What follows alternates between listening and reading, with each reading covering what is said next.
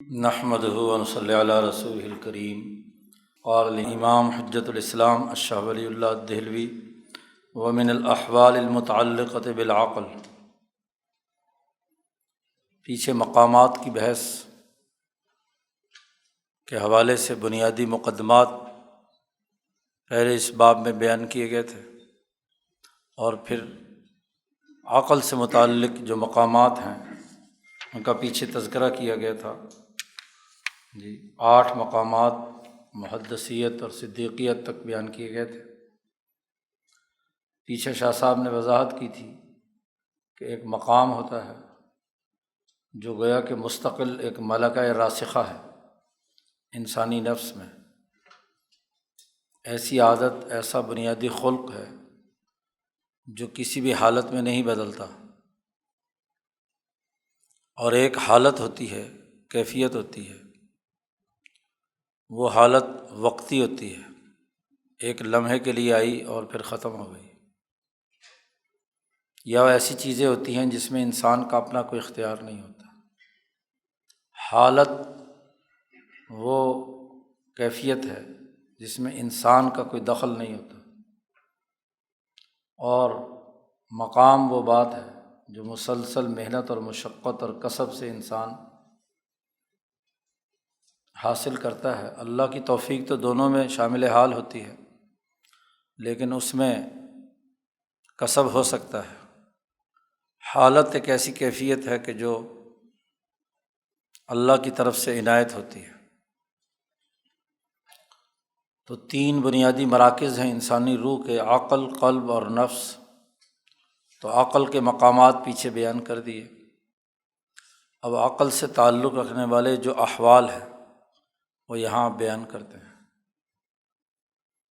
کل 6 حالات بیان کیے ہیں جن کا تعلق عقل سے ہے، قلب اور نفس سے نہیں ہے۔ عقل کا بنیادی کام چیزوں کا ادراک کرنا ہے، دماغ میں کسی چیز کا روشنی کی صورت میں آنا ہے۔ تو یہ جو انسانی عقل روشن ہوتی ہے، روشن خیالی جسے کہا جاتا ہے، عقل کا جو ادراک کرنے کا انداز اور اسلوب ہے، تو ایک تو عقل معاشی یا عقل مادی ہے، وہ ان چیزوں کا ادراک کرتی ہے جو خارج میں موجود ہیں، اور عقل کا دائرہ کلیات کے ادراک سے وابستہ ہے۔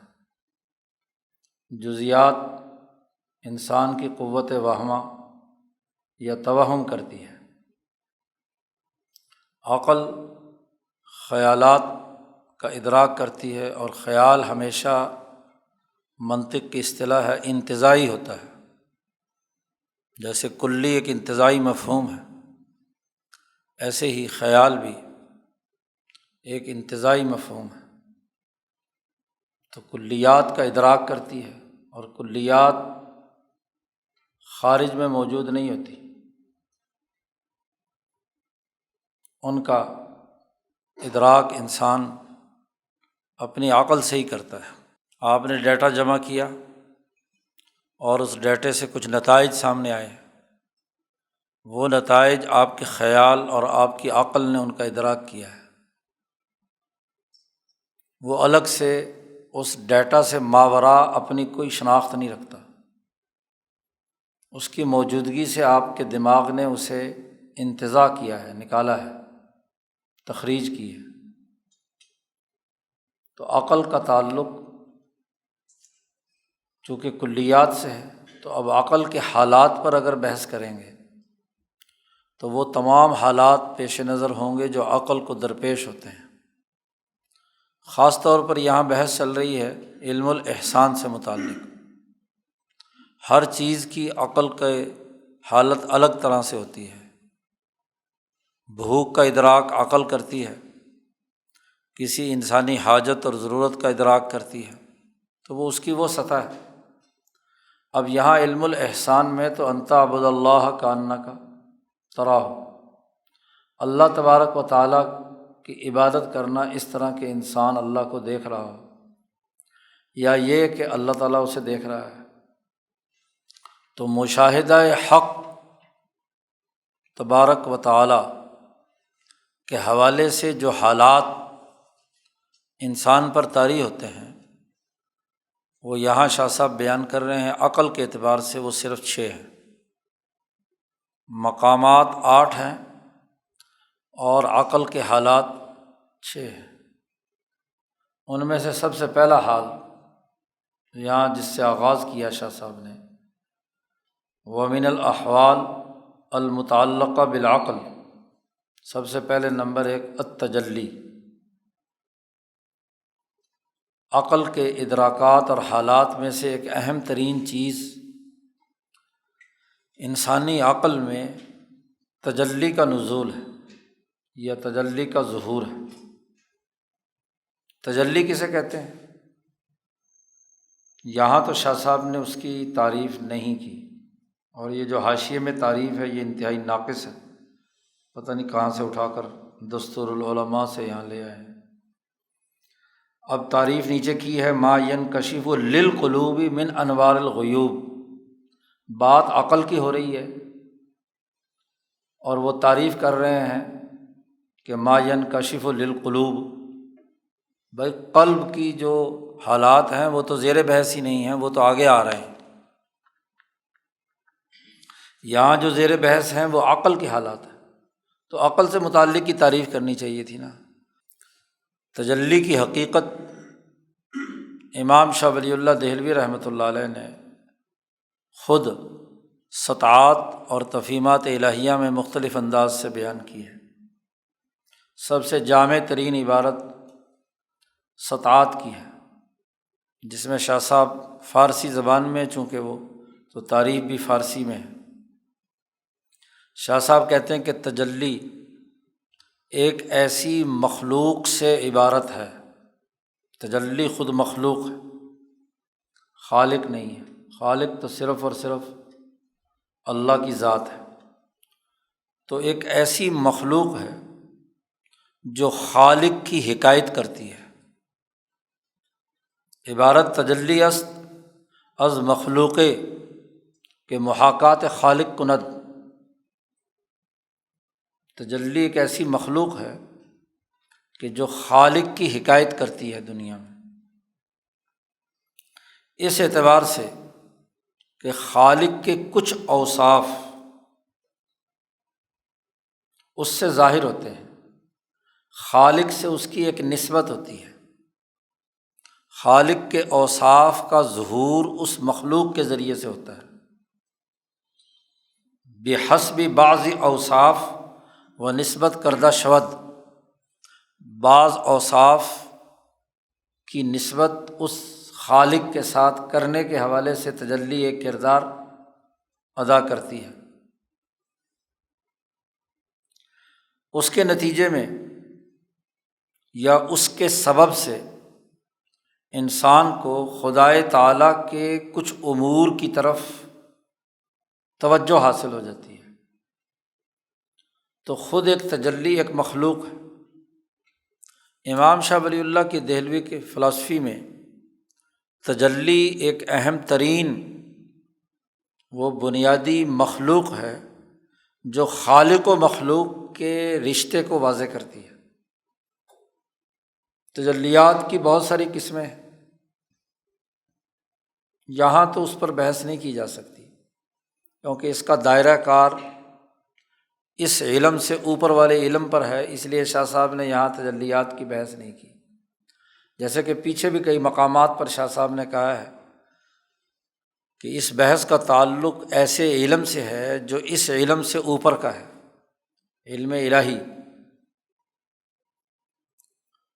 اصل میں تو اس پوری کائنات جس کو شاہ صاحب شخص اکبر کہتے ہیں، اس شخص اکبر کے سب سے لطیف ترین حصے پر، جسے شریعت کی اصطلاح میں عرش کہا جاتا ہے، اس پر ذات باری تعالیٰ کی صورت ذاتیہ کا نور پڑا ہے، پورا پورا عکس آیا ہے، جو گویا کہ اس شخص اکبر کا دماغ ہے۔ انسان پر بھی جو علم کا ادراک سب سے پہلے ہوتا ہے، انکشاف جو ہوتا ہے، حصول صورت الشیء فی العقل ہوتی ہے۔ تو جو اس کائنات کی عقل یعنی دماغ ہے، دماغ عقل کا مرکز ہے، تو وہاں پر اللہ کی ایک خاص صورت نازل ہوئی جس کو اصطلاح میں تجلی اعظم کہتے ہیں، تجلی بھی کہتے ہیں۔ پھر اس کائنات کے دماغ سے اس کے قلب پر ایک تجلی پڑی، اس کو بھی تجلی اعظم کہتے ہیں، اور قلب کے ذریعے سے پورے کائنات کے ہر ذرے کو اس نے روشن کیا ہے، وہ تجلیات کہلاتی ہیں۔ تو دنیا میں ایک ایسی مخلوق جو بھی ہو، یہاں سے لے کر عرش الہی، عرش بھی تو مخلوق ہے، وہاں تک جتنی بھی صورت الہیہ ذات باری تعالیٰ کے اوصاف کی وضاحت اور تشریح کرتی ہیں، یا خالق و مخلوق کا رشتہ جن سے جڑتا ہے، وہ تجلی ہے۔ تو تجلی اعظم سے لے کر ایک سالک کے قلب اور نفس تک، جیسے اس پورے شخص اکبر کا ایک دماغ اور ایک دل اور اس کی طبیعت الکل اور روح الکل ہے، ایسے ہی ایک نفس شخصی، ایک انسان جب، تو یہ انسان شخص صغیر کہلاتا ہے، وہ شخص اکبر ہے، اور یہ شخص صغیر جو ہے اس شخص اکبر کی ایک چھوٹی سی کاپی ہے۔ اس کے اندر وہ تمام چیزیں ہیں جو اس کائنات کے اندر ہیں۔ اس لیے امام شاہ ولی اللہ فرماتے ہیں سطاعت میں کہ جب انسان کی روح الکل سے کٹ کر ماں کے پیٹ میں آتی ہے، تو اس دن اس شخص اکبر کا جو ڈھانچہ اور زاویہ ہوتا ہے، جو نقشہ ہوتا ہے، وہی نقشہ اس کے اوپر چسپاں کر دیا جاتا ہے۔ جیسے ہی کوئی پروڈکٹ انسان کی صورت میں پیدا ہوتی ہے تو اس پر ایک کوڈ چسپاں کر دیا جاتا ہے جو یونیک ہوتا ہے ہر ایک کا۔ کائنات میں جو چیز جہاں جہاں جس جگہ پر اس وقت تھی، جس وقت اس کی روح اوپر سے فرشتہ لے کر نیچے آتا ہے، رحم مادر میں فٹ کرتا ہے، جسم بدن انسانی پر جب وہ سافٹ ویئر انسٹال کرتا ہے، تو اس وقت کائنات، آسمان کہاں تھا، سورج کہاں تھا، کون سا ستارہ کس جگہ پر تھا، اس کا ذائچہ، اس کی عرضی خصوصیات، عرش کہاں اور کس جگہ پر، اور ہر چیز کے بالمحاذل ایک ڈاٹ لگ جاتا ہے روح کے اندر، نقطہ نورانی، نقطہ شعشانیہ، اس کا شاہ صاحب نے اس کے لیے لفظ استعمال کیا ہے۔ وہ ڈاٹس جو ہیں وہ کائنات کی ہر چیز کے ہوتے ہیں، ہزاروں لاکھوں کروڑوں کی شکل میں۔ ان میں سے ایک نقطہ وہ ہوتا ہے جو عرش الہی پر ذات باری تعالیٰ کی جو تصویر چسپاں ہوئی ہے، اور وہاں سے اس کائنات کے قلب پر ملائے اعلیٰ یا حضرت القدس پر آئی ہے، تو اس کے محاذات میں بھی ہر انسان کے روح پر ایک نقطہ چسپاں ہوتا ہے۔ اسی کو کہا کل مولود یولد علی الفطرہ، فطرت پر انسان پیدا ہوا ہے۔ تو وہ فطرت یہی ہے کہ ہر انسان کی روح کے اندر وہ نقطہ موجود ہوتا ہے جو تمام نقطوں کا مرکز ہے، جو ذات باری تعالیٰ کی طرف انسان کو کھینچتا ہے۔ جی، اب جب تجلی جسے کہتے ہیں تو وہ وہی نقطہ ہے جو روشن ہوتا ہے۔ انسانی روح کی جو تعریف پیچھے کی تھی شاہ صاحب نے، نقطۃ نورانیۃ حقیقۃ فردانیۃ نقطۃ نورانیۃ یجل طورها عن طور هذه الاطوار المتغیرۃ المتغیرہ، جہاں جہاں بھی انسان جائے گا یہ نقطہ اس کے سفر میں ساتھ رہے گا، اوپر سے نیچے اترتے وقت بھی اور واپس پہنچتے وقت بھی۔ اب کسی کا یہ نقطہ بہت روشن ہوتا ہے، جیسے انبیاء علیہم السلام، کسی انسان کا اس جیسا نہیں ہوتا۔ اس کے بعد صدیقین، محدثین، پھر جیسے جیسے انسان کی استعداد ہوتا ضرور ہے۔ اب انسان اگر اس نقطے کو چھپا دے غلط کام کر کے تو روشنی مدم ختم ہو جائے گی، تو ختم اللہ علی قلوبہم وعلی سمعہم کا مرحلہ ہوگا۔ اور اگر کچھ نہ کچھ اس میں سوراخ ہو کر کچھ نہ کچھ روشنی آنے لگے تو اپنے اپنے درجے کے اعتبار سے ایمان اور باقی ساری تقسیم ہوتی رہتی ہے۔ تو ہر انسان، خاص طور پر وہ انسان جو سلوک طے کر رہا ہے، تو اس کا وہ جو نقطہ ہے وہ روشن ہوتا ہے۔ اس کو روشنی فراہم کرنے کے لیے اس ذات سے لے کر اس تجلی اعظم کے درمیان جتنی بھی چیزیں ہیں وہ جب روشن ہوتی ہیں، ان میں سے کوئی ایک، جیسے بسا اوقات ایک آدمی کو اللہ کی طرف رجوع ہوتا ہے کسی ایک خاص چیز کو دیکھ کر، کوئی خاص حالت کو دیکھ کر، تو جس کے مقدر میں یا جس کی قسمت میں جس اعتبار سے لکھا ہوتا ہے اس کے مطابق وہ اللہ تبارک و تعالیٰ کی طرف رجوع کرتا ہے، کوئی اس کا واسطہ بنتا ہے۔ اسی سے پتہ چلتا ہے کہ وہ لوگ جن کو اللہ تک رسائی حاصل کرنے کا ایک خاص نظام بنا ہوا ہے وہ دوسرے سے نہیں ہو سکتا، دوسرا زور بھی لگائے تو اس سے وہ کچھ نہیں سیکھ سکتا۔ اولیاء اللہ کے ایسے بہت سے واقعات ہیں۔ خواجہ سراج الدین عثمانی دامانی، خواجہ دوست محمد قندھاری کے بیٹے، 16 سال کی عمر میں ابا جان کی جگہ پہ خلیفہ بن کے بیٹھ گئے اور مقامات سلوک سب طے کر لیے۔ ان کے ایک استاذ تھے مراد آباد کے، بڑے استاذ تھے، ان سے انہوں نے پڑھا خواجہ سراج الدین نے، وہ بھی مرید تھے حضرت خواجہ عثمان دامانی رحمۃ اللہ علیہ کے، خواجہ دوست محمد کے پوتے ہیں سراج الدین۔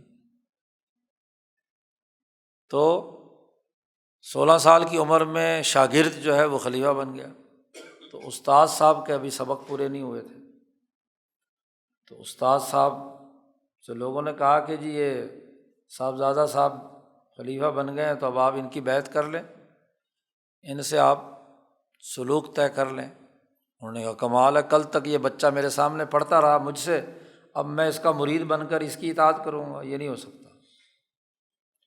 خانقاہ سے نکلے اور ہندوستان کا کونا کونا چھان مارا، جس پیر کے پاس جائیں وہ کہیں گے جی تمہارا علاج میرے پاس نہیں ہے۔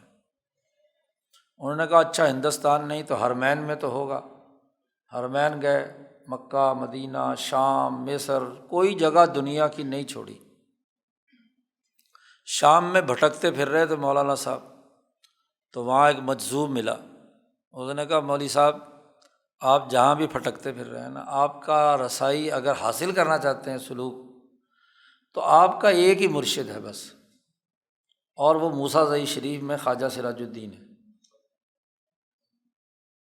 اگر واقعی سلوک حاصل کرنا ہے تو تمہارے مقدر میں تو وہ لکھا ہوا، باقی کسی کے پاس تمہارا علاج نہیں ہے۔ اب وہاں سے چلے، دوبارہ واپس آئے، جب خانقاہ موسیٰ زئی میں پہنچے، خواجہ سراج الدین نے دور سے دیکھا تو انہوں نے جملہ جو کہا تھا نا وہی دہرایا، ول چھوریاں دے وس پہ گئے ہو،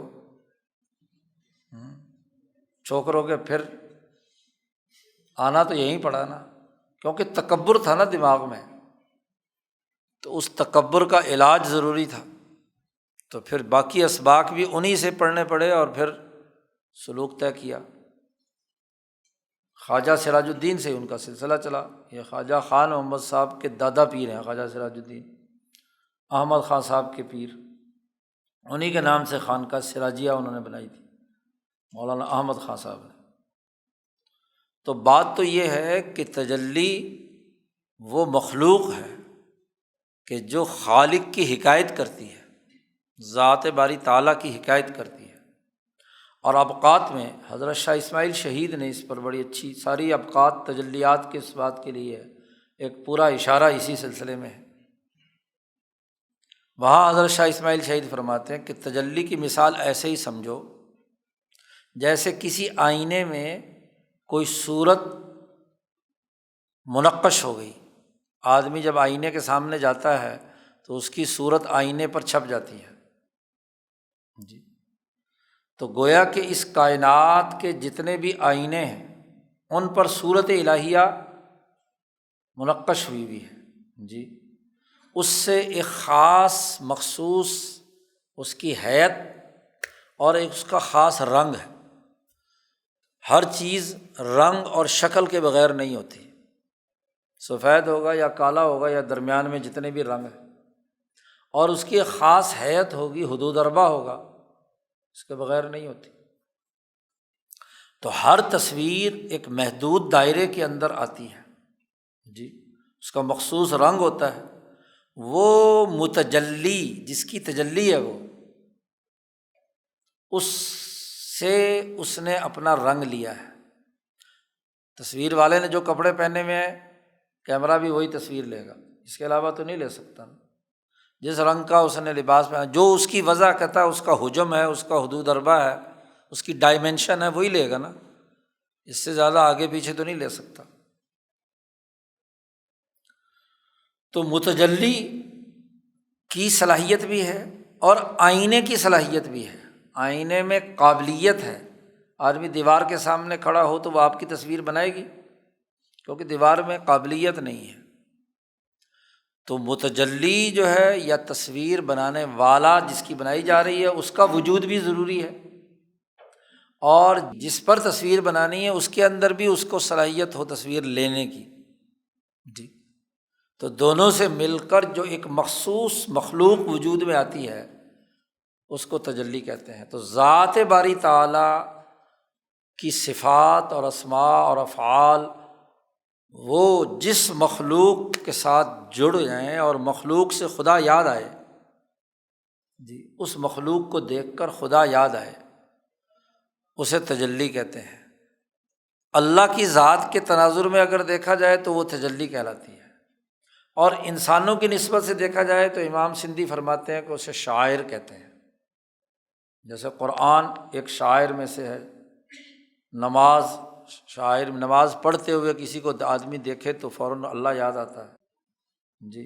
نبی اکرم صلی اللہ علیہ وسلم کا وجود گرامی ایک تجلی ہے کہ آپ صلی اللہ علیہ وسلم کی ذات اور آپ کے چہرہ انور کو دیکھنے سے اللہ یاد آتا ہے۔ یا کسی اولیاء اللہ میں سے کسی بزرگ کے بارے میں پوچھا گیا کہ بزرگ کون ہے، کہ جسے دیکھ کر، جس کے چہرے کو دیکھ کر اللہ یاد آ جائے وہ بزرگ ولی ہے۔ تو بات یہ ہے کہ جو چیز بھی ذات باری تعالیٰ کے ساتھ جوڑنے کا باعث بن رہی ہے، اس کی محاکات کر رہی ہے، وہ تجلی ہے۔ تو تجلی کا تعلق عقل سے ہے، قلب سے نہیں ہے۔ یہ غلط تعریف کی ہے یہاں نیچے جس نے بھی کی ہے جی، قلوب سے تعلق نہیں ہے۔ قلوب پر تو عقل کی بات منعکس ہوتی ہے، وہ ثانوی درجے کی بات ہے۔ اصل تجلی کا براہ راست تعلق تو عقل سے ہے۔ اس لیے شاہ صاحب آخر میں جا کر کہیں گے کہ یہ تین مقامات ہیں، عقل، قلب اور نفس۔ تو بسا اوقات عقل میں جو چیز آ رہی ہوتی وہ قلب پر آئی اور قلب کے واسطے سے نفس میں آئی۔ تو اس لیے صوفیہ بسا اوقات لکھتے وقت جملہ لوگ لکھ دیتے ہیں کہ نفس نے اس چیز کا ادراک کیا، حالانکہ اگر حقیقت کی بات دیکھی جائے تو اس کا تعلق کس سے ہے؟ عقل سے ہے۔ یا قلب اور نفس چونکہ قریب قریب ہیں تو قلبی بات کو انہوں نے نفس میں شامل کر دیا، یا نفسانی بات کو انہوں نے قلب میں شامل کر دیا۔ تو یہ جو عام طور پر صوفیہ کی کتابوں میں ہر طرح کی رطب و یابس اصطلاحات استعمال ہوتی ہیں تو وہ دراصل اشتباہ کی وجہ سے ہے، ورنہ اصل حقیقت وہی ہے جو امام شاہ ولی اللہ دہلوی بیان فرما رہے ہیں۔ تو سب سے پہلے ہے التجلی۔ یہ تجلی کا لفظ چونکہ قرآن پاک میں استعمال ہوا ہے، فلما تجلی ربہ للجبل، اللہ کی رؤیت کے حوالے سے سوال کیا تھا موسیٰ علیہ السلام نے، تو اللہ نے اس کے جواب میں کیا کیا؟ تجلی ربہ، تو گویا کہ تیرے رب نے تجلی ڈالی تو تجلی کی یہ اصطلاح صوفیہ نے یہ قرآن حکیم سے اخذ کی ہے، اور یہ متقدمین کے ہاں بھی یہ اصطلاح استعمال ہوتی ہے۔ شاہ ولی اللہ صاحب نے تو اس تجلی کے پورے نظام اور نیٹ ورک اور اس کی تمام اقسام جمع کر دی ہیں لمحات میں، سطحات میں اور تفہیمات الہیہ میں، بڑی تفصیل کے ساتھ تجلیات کی ممکنہ جتنی بھی صورتیں ہوتی ہیں سب جمع کر دی۔ تو بڑی جامع ترین شاہ صاحب نے گفتگو کر کے اس کو ایک سسٹم میں پرو دیا۔ یہاں شاہ صاحب چونکہ تجلی کی بحث کر رہے ہیں اور صوفیہ کے تناظر میں ہیں، تو ایک بہت بڑے صوفی جو سن 200 ہجری میں پیدا ہوئے اور 283 ہجری میں ان کا انتقال ہوا، یعنی گویا کہ تیسری صدی ہجری کے بزرگ ہیں، حضرت سہل تستری رحمہ اللہ۔ ان کا قول شاہ صاحب نے یہاں نقل کیا ہے۔ ابو محمد سہل ابن عبداللہ ابن یونس التستری سہل فرماتے ہیں کہ التجلی علی ثلاثۃ احوال، تجلی کے 3 بنیادی حال ہیں۔ سہل تستری فرماتے ہیں کہ تجلی کی 3 حالات ہیں۔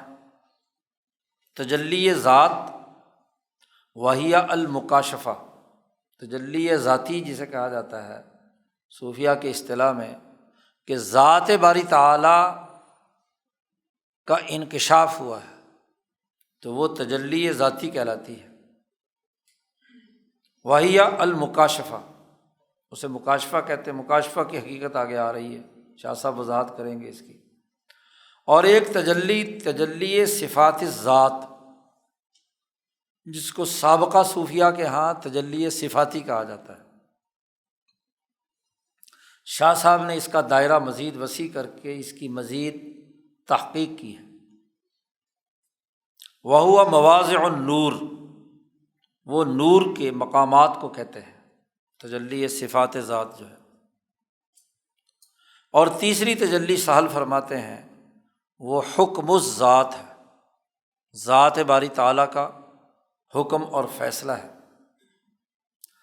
وہی الآخرہ وما فیہا، سہل فرماتے ہیں کہ یہ آخرت اور آخرت سے متعلقہ امور میں ذات باری تعالیٰ کی رؤیت کے حوالے سے ہے، جو سلطان التجلیات کی اصطلاح جس کے لیے شاہ صاحب نے پیچھے شروع حجت اللہ میں پہلی جلد میں بیان کی تھی، پہلے مبحث کے اختتام پر، جہاں مجازات اخروی کا تذکرہ کیا تھا۔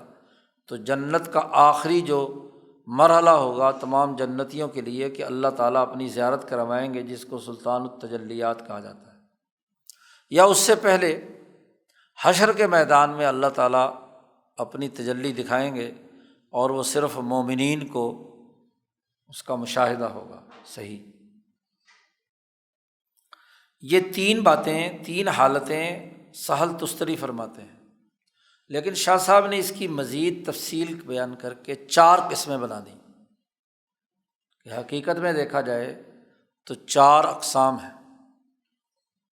سب سے پہلے تو شاہ صاحب نے فرمایا کہ جو حضرت سہل نے فرمایا تجلی ذاتی کے بارے میں کہ تجلی ذاتی نام ہے مکاشفے کا، تو مکاشفہ کسے کہتے ہیں؟ تو شاہ صاحب فرماتے ہیں فمعنى المکاشفہ، مکاشفے کا معنی یہ ہے غلبۃ الیقین، یقین کی کیفیت کا انسان پر غالب آنا، حق الیقین تک پہنچ جانا۔ جی، عین الیقین، علم الیقین اور حق الیقین، جن کا تذکرہ سورۃ تکاثر میں بیان کیا گیا ہے۔ تو یقین کا ایسا غلبہ ذات باری تعالیٰ کے ساتھ انسان کا ہو جائے، ایسا کشف انسان کو حاصل ہو جائے کہ حتیٰ یسیر کأنہ یراہ، ایسے ہو جائے کہ گویا کہ وہ اللہ کو دیکھ رہا ہے اور اس کا مشاہدہ کر رہا ہے،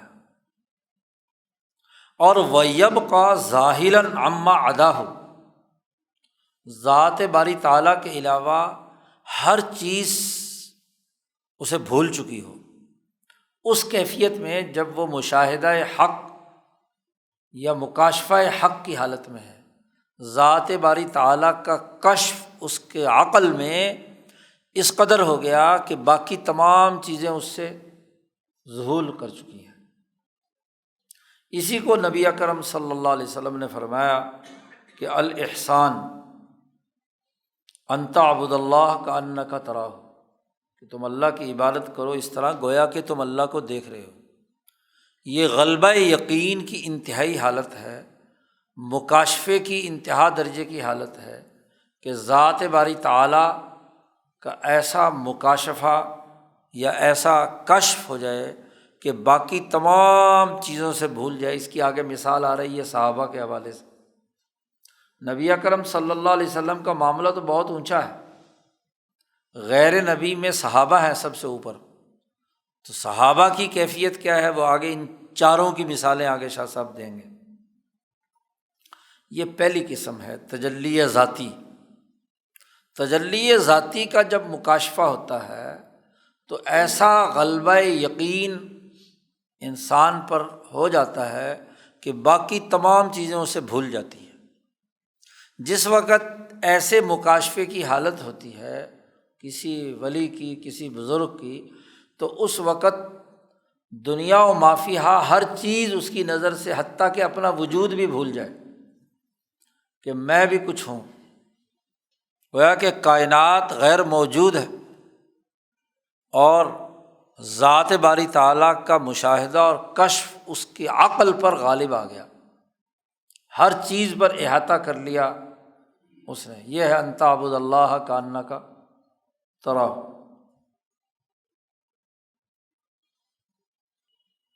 پہلے والا غلبۃ الیقین ہے، دنیا میں یہ ہوگا، انسان ہو سکتا ہے۔ دوسرا جو عین الحق ہے کہ ادراکات کے دائرے سے اوپر بڑھ کر جو عین حق ہے، ذات حق ہے، اس کا عیاناً مشاہدہ، یہ صرف آخرت میں ہوگا۔ حتیٰ کہ اس بارے میں بھی صحابہ کا اختلاف ہے کہ کیا نبی اکرم صلی اللہ علیہ وسلم کو بھی اس دنیا میں رہتے ہوئے اللہ تبارک و تعالیٰ کی براہ راست بغیر کسی حجاب کے زیارت ہوئی تھی یا نہیں؟ حضرت عائشہ صدیقہ رضی اللہ تعالیٰ عنہ اور ان کے ساتھ صحابہ کی ایک جماعت ہے، وہ کہتے ہیں نہیں ہوئی، حتیٰ کہ معراج کی رات بھی نہیں ہوئی۔ اور دوسری طرف عبداللہ ابن عباس اور ان کے ساتھ صحابہ ہیں، وہ کہتے ہیں کہ ہوئی ہے۔ تو شاہ صاحب نے دونوں میں تطبیق پیدا کی ہے، پیچھے بھی یہ بحث گزری تھی کہ تجلی اعظم کی زیارت ہوئی تھی معراج کی رات بھی، عیاناً جو مشاہدہ ہے وہ تو آخرت میں ہی ہونا ہے، کیونکہ اس وجود مادی کے ساتھ انسان کی عقل جو ہے مشاہدہ عیاناً نہیں کر سکتی، کیونکہ اللہ نے صاف کہہ دیا کہ لن ترانی۔ جب موسیٰ علیہ السلام جیسے کلیم اللہ جس سے اللہ نے براہ راست بات چیت کی، ان کو کہہ دیا لن ترانی، تم مجھے نہیں دیکھ سکتے، تو ذات کا عیاناً ادراک اس دنیا میں نہیں ہو سکتا۔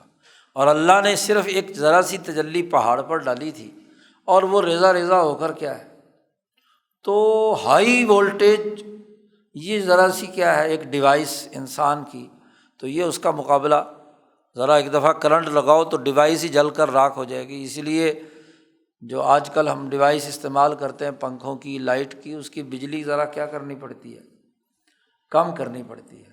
ہاں جی، 220 سے اوپر ہو جائے تو جل جاتی ہے، فریج جل جاتا ہے، پنکھا جل جاتا ہے، لائٹ جل جاتی ہے۔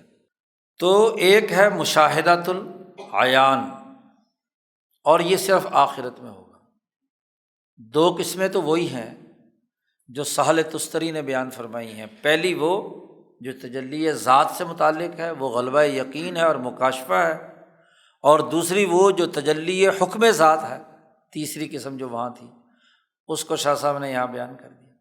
اب جو تجلی صفات ذات حضرت سہل نے بیان فرمائی تھی، اس کی دو قسمیں شاہ صاحب نے کی ہیں۔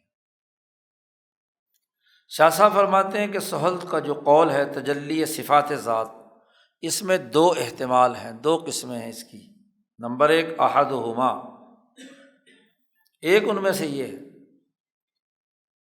کہ انسان اللہ تبارک و تعالیٰ کے جو مخلوق میں افعال ہیں ان کا مراقبہ کرے۔ صفات ذات میں افعال کا مراقبہ کرے، اور اس میں جو اللہ کی صفات کام کر رہی ہیں انہیں مستحضر کرے اپنے سامنے۔ اللہ کے افعال ہے، کاراگری ہیں، اور بنیادی طور پر جو شاہ صاحب افعال بیان کرتے ہیں 4 ہیں: ابداع، خلق، تدبیر، تدلی، اور اس کے ذیل میں تمام مخلوقات خلق کے اندر اس کی تدبیرات، اس کی تکوینی یا غیر تکوینی یا تشریعی تجلیات۔ تو افعال خداوندی کا مراقبہ کرے، اور وہ ہر فعل اللہ کی کسی نہ کسی صفت یا اسم کا مظہر ہے، تو اس کو کیا ہے، مستحضر کرے، اپنے دماغ میں، عقل میں حاضر کرے، اور پھر اس طریقے سے اللہ تبارک و تعالیٰ کی قدرت کا یقین اس کے اوپر غالب آ جائے۔ فَيَغْلِبُ یقین قدرت اللہ علیہ۔ جب اللہ کی قدرت تمام افعال میں مسبب الاسباب کی حیثیت سے ذات باری تعالیٰ تک ہو گئی، تو پھر ایسی صورت میں فَيَغِيبُ عَنِ الْأَسْبَابِ، وہ غائب ہو جائے اسباب سے۔ جتنے بھی ایک فعل وجود میں آیا دنیا میں، اس فعل کا پیچھے ایک سبب ہے، اس سبب کے پیچھے ایک اور سبب ہے، اس کے پیچھے، تو اسباب کا سلسلہ چلتے چلتے مسبب الاسباب یا اول الاوائل یا وجود اقصا یا ذات باری تعالیٰ یا ذات بحت یا اللہ، جو نام بھی رکھ لو، اس تک پہنچا ہے۔ تو یہ انسان اس فعل سے اللہ کی اس صفت تک پہنچے جس صفت کا یہ مظہر ہے۔ تو جب صفت تک مستحضر ہو گیا تو اتنی اللہ کی قدرت، اللہ قدیر ہے کہ اللہ کی کاراگری اتنی غالب آ جائے کہ باقی اسباب کوئی حیثیت نہیں رکھتے۔ مثلاً آپ بجلی جلاتے ہیں تو اسباب، تاریں واریں، پتہ نہیں کیا کیا الا بلا درمیان میں چیزیں ہیں۔ آپ کے ہاں جو سبب ہے وہ کیا ہے؟ بٹن دبانا ہے۔ ایک آدمی بٹن میں منہمک ہوگا اور اسے پتہ ہے لائٹ جل جائے گی، درمیان کے اسباب اس وقت اس کے دماغ میں ہوتے ہیں؟ نہیں، اس کے دماغ میں ہے کہ بٹن دبانے سے کیا ہے، لائٹ، درمیان کی تمام چیزیں اس کے دماغ سے، اسباب تو ہیں تبھی تو جلی ہے وہ، لیکن اس وقت آپ کے دماغ میں وہ نہیں ہوتے۔ اسی طرح اس کائنات پر جب اللہ تبارک و تعالیٰ کی قدرت کسی فعل کو سر انجام دیتی ہے تو اسباب تو درمیان میں بے شمار ہیں، کیونکہ دنیا دار الاسباب ہے، یہاں سبب و مسبب کے بغیر کوئی چیز نہیں ہوتی۔ لیکن جب وہ مشاہدہ کرنے والا، مراقبہ کرنے والا یا عبادت کرنے والا، علم الاحسان میں اللہ کی عبادت کرنے والا، اس فعل پر مراقبہ کرتے کرتے کرتے کرتے وہ پہنچ چکا ہو کہاں؟ ذات بحت تک، درمیان کے تمام اسباب اس کے نزدیک کوئی حیثیت نہیں رکھتے۔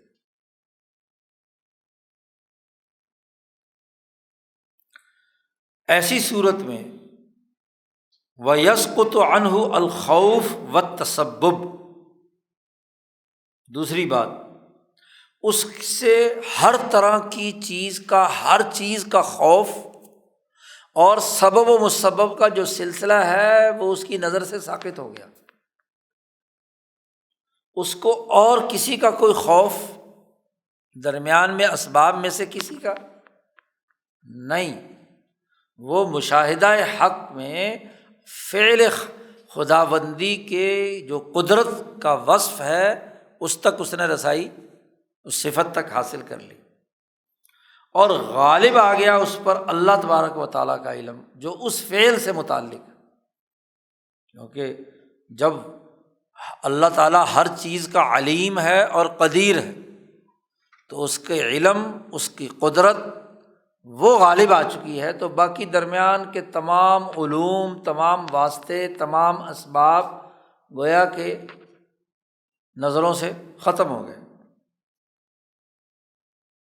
جب یہ افعال اللہ کے اندر ایک انسان مراقبہ کرتا ہے تو فَيَبْقَى خَاضِعًا مَرْعُوبًا مدہوشًا، اللہ کے سامنے خشوع و خضوع کی انتہا کرنے والا، خاضع، اسی سے مرعوب، باقی چیزوں کا ڈر ختم، صرف اس سے مرعوب، باقی تمام چیزوں کا علم ختم اور اللہ کے علم میں مدہوش، گویا کہ اس کے اپنا علم نہ ہونے کے برابر ہے۔ اسی کو حدیث کے دوسرے ٹکڑے میں کہا گیا کہ فَإِن لَّمْ تَكُن تَرَاهُ فَإِنَّهُ يَرَاكَ، گویا کہ ان تعبد اللہ کأنک تراہ، یہ تجلی ذاتی کا مکاشفہ ہے، مراقبہ ہے۔ اور جو توحید صفاتی میں سے افعال خداوندی کا کے ذریعے سے ذات باری تعالیٰ تک رسائی ہے، یہ اس حدیث کے دوسرے ٹکڑے سے ثابت ہے کہ اگر پہلی صلاحیت نہیں ہے فَإِن لَّمْ تَكُن تَرَاهُ، ذات تک پہنچنے کی، ظاہر ہے کہ ہر آدمی کا جو نقطہ نورانی ہے وہ ذات کی تجلی ذاتی تک رسائی حاصل، وہ تو صرف وہ جس کی ملکیت عالیہ ہے، اور اس ملکیت عالیہ میں وہ نقطہ شاشانیہ بالکل اس کی محاذات میں ہے، رسائی صرف وہی حاصل کر سکتا ہے، باقی جو ہیں وہ تو افعال کے ذریعے سے ہے۔ حضرت مولانا محمد قاسم نانوتوی نے اس کو ایک مثال سے بیان کیا کہ ایک آدمی ٹھیک 12 بجے سورج آسمان پر ہے اور باہر اگر کھلے آسمان کے نیچے ہے تو اس پر روشنی براہ راست پڑ رہی ہے، ایک تو یہ۔ ایک آدمی وہ ہے کہ جو کمرے کے اندر ہے جی، اور ایک ونڈو کھلی ہوئی ہے، باہر دھوپ نکلی ہوئی ہے، وہاں سے دھوپ ریفلیکٹ ہو کر کمرے کے اندر، تو کمرہ سورج کی روشنی سے روشن تو ہے لیکن باہر کی روشنی کا عکس یہاں آیا، واسطے سے آیا ہے، خود تو اس کے اوپر ایک کمرہ ہے جس کی وجہ سے روشنی براہ راست نہیں پڑ رہی، وہ تو باہر پڑ رہی ہے۔ اور پھر ایک اور بات بھی ہے کہ اگر باہر خالی ایک دیوار ہے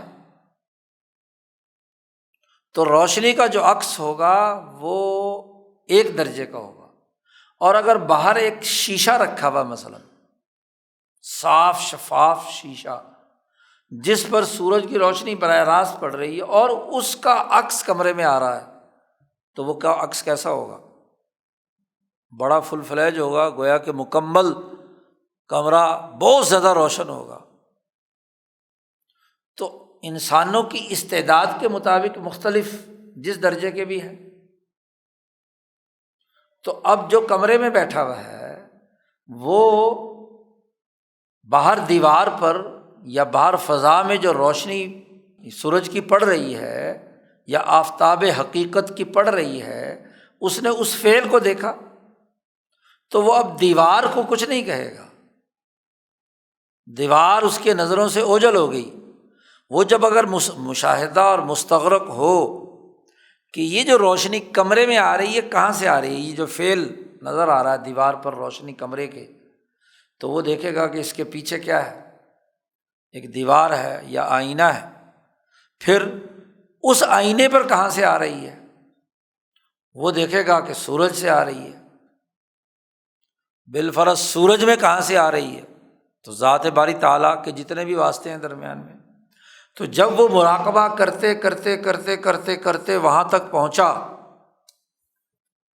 کہ اصل روشنی کہاں سے ہے، اللہ نور السماوات والارض، تو اب گویا کہ افعال سے صفات تک اور صفات سے ذات تک پہنچنے کا عمل ہے۔ یہ ہے فَإِن لَّمْ تَكُن تَرَاهُ فَإِنَّهُ یراک، کہ وہ تو تجھے دیکھ رہا ہے کہ تیرے کمرے میں یہ کن کن واسطوں سے روشنی آ گئی، شاہ صاحب کہتے ہیں وہی مواضع النور، یہ جو افعال خداوندی کے ذریعے سے ذات کی صفات تک پہنچنا ہے، یہ جتنے بھی درمیان کے واسطے ہیں یہ سب نور کے مقامات ہیں، مواضع النور ہے، کیونکہ سب اللہ نور السماوات ہی، اسی لیے آج سائنسدان بھی مجبور ہو گیا کہ اس کائنات میں اصل چیز نور ہی ہے، روشنی ہے۔ روشنی اتنی تیز رفتاری سے سفر کرتی ہے، روشنی ہی توانائی ہے، روشنی ہی سب کچھ ہے، باقی مادہ تو تب اپنا وجود برقرار رکھتا ہے جب اس پر روشنی پڑتی ہے، الگ بحث۔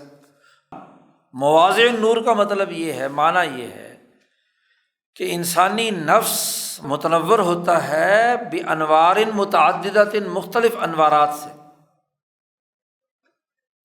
اور تنقلب من نور الی نور، وہ ایک نور سے دوسرے نور کی طرف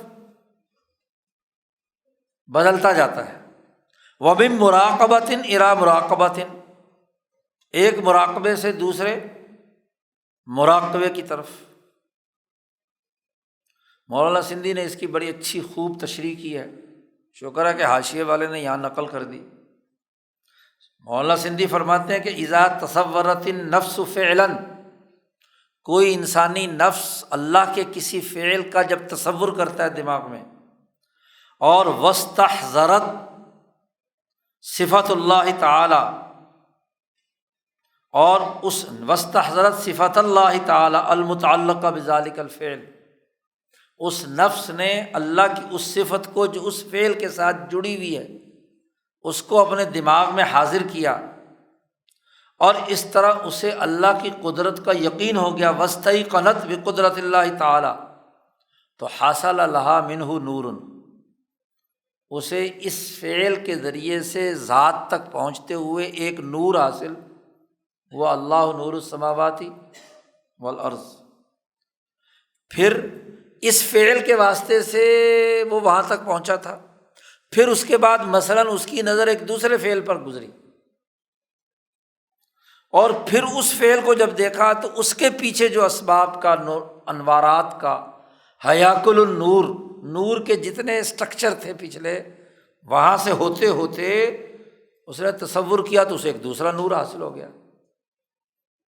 اگلے دن اس نے تیسرے افعال کو دیکھا، چوتھے فعل کو دیکھا، تو مسلسل ایک سالک، صفت احسان حاصل کرنے والا، مختلف افعال پر جب غور و فکر کرتا ہے اور ان افعال کے پیچھے جو ذات باری تعالیٰ کا نور کار فرما ہے، اس طرح نور علی نور، جس کو اللہ نے کہا آگے چل کر اسی آیت سے اللہ نور السماوات والارض میں، کہ ایک چیز میں صلاحیت تھی، خود اتنی صاف شفاف تھی